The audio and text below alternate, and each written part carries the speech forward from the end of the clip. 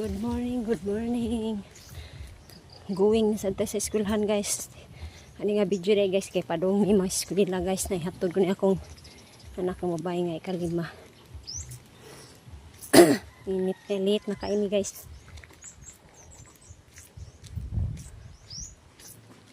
Paspas kay siya nilakaw guys kay ako siyang gikasabaan kay buntag sa pagbangon niya guys naglaglaag pa ni siya. Kabaw mo eskwela siya. Wala na siya sa mood guys eh. Kasabaan na siyang mama.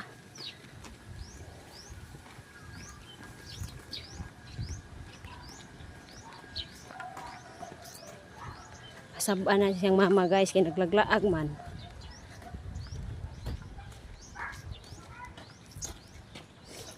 Hello followers. Salamat sa inyong suporta. Mere.